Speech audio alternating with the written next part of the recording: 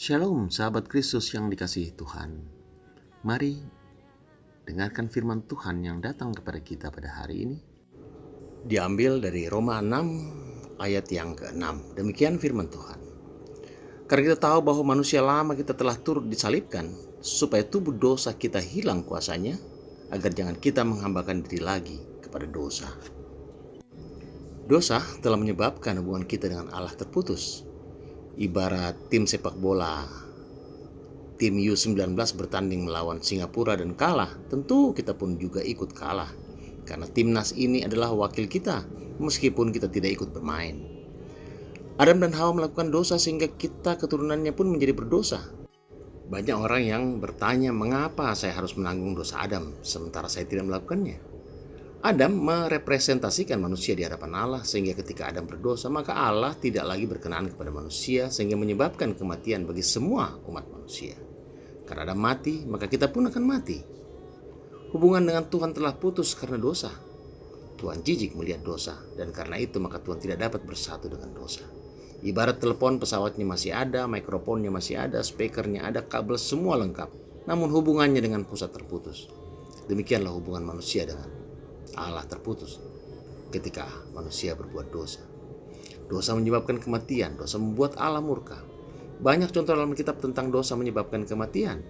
Air bah dalam zaman Nuh, kota Sodom di zaman Lot, Daud ketika merekayasa kematian Uria, hingga Ananias dalam perjanjian baru. Kita bersyukur oleh karena Allah memperkenalkan dirinya melalui Kristus. Saat Yesus mati, semua murid hilang pengharapan akan kemesiasan Yesus. Mengunci diri di dalam ruang tertutup, ketakutan, hilang pengharapan, bahkan timbul rasa menyesal telah mengikuti Yesus ketika Yesus masih hidup.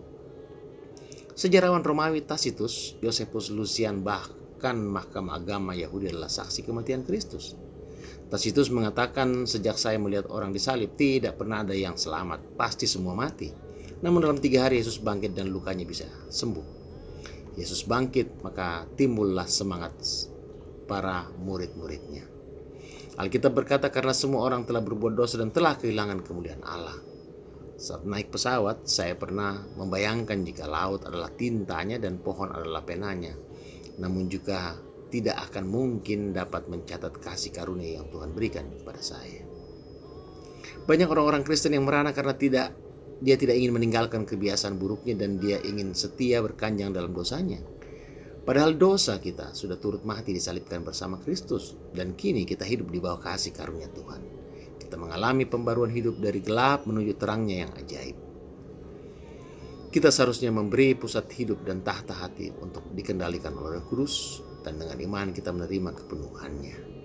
Oleh karena itu, mulai hari ini janganlah kita lagi berbuat dosa dan diperhamba oleh dosa, karena kuasa dosa itu telah dipatahkan oleh kematian Kristus di kayu salib.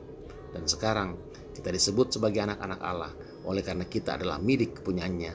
Dan jika kita disebut anak-anak Allah, maka hidup kita harus bersesuaian dengan gambaran anak Allah. Tuhan memberkati hidup kita sekalian.